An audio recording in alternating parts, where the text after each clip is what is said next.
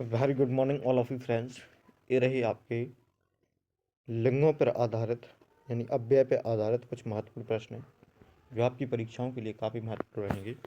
पहला प्रश्न है जैसे जो शब्द जो शब्द लिंग वचन कारक और काल के अनुसार परिवर्तन नहीं होते हैं उसे क्या कहते हैं। जो शब्द लिंग वचन और काल और कारक के अनुसार परिवर्तन होते हैं उसे क्या कहते हैं।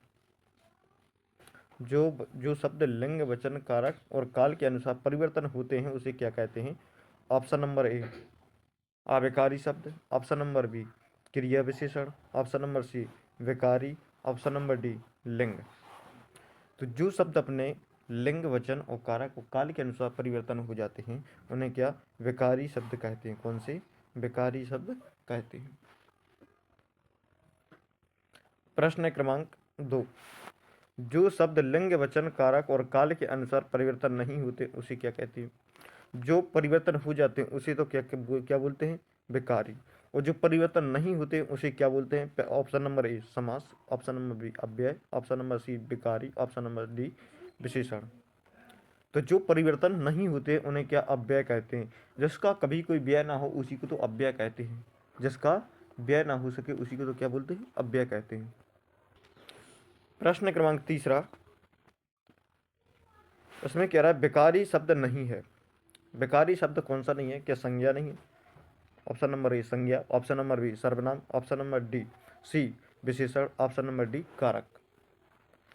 तो विकारी शब्द कौन सा नहीं है, तो ऑप्शन नंबर डी इसका राइट आंसर हो जाएगा। कारक विकारी शब्द नहीं है। कौन सा कारक विकारी शब्द नहीं है। प्रश्न क्रमांक 4 अव्यय शब्द या अविकारी शब्द नहीं है। अव्यय शब्द या अविकारी शब्द नहीं है। ऑप्शन नंबर ए क्रिया विशेषण, ऑप्शन नंबर बी समुच्चय बोधक, ऑप्शन नंबर सी संबंध बोधक, ऑप्शन नंबर डी समास। तो इसमें कौन सा अव्यय शब्द नहीं है, तो जो समास होता है ना, ऑप्शन नंबर डी इसका राइट आंसर हो जाए। समास अविकारी शब्द, अव्यय शब्द नहीं होता है या अविकारी शब्द नहीं होता है। प्रश्न क्रमांक 5 स्थानवाचक क्रिया विशेषण है। स्थानवाचक क्रिया विशेषण इनमें से कौन सा है।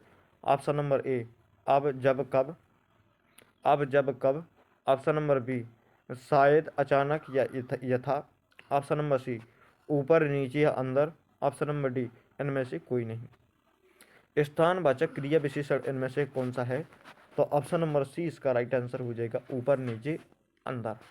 ऊपर नीचे अंदर जी कौन सा है स्थान क्रिया विशेषण है। कौन सा है स्थान क्रिया विशेषण शब्द है। प्रश्न क्रमांक 6 समुच्चय बोधक वाक्य नहीं है। इनमें से समुच्चय बोधक वाक्य कौन सा नहीं है। ऑप्शन ए रहीम यहाँ रहे यह वहीं और, ऑप्शन नंबर बी यह मेरा घर है और यह मेरा मित्र का, ऑप्शन नंबर सी आज लड़कियां आगे हैं किंतु लड़के पीछे हैं, ऑप्शन नंबर डी बालक चांद की ओर देखता है।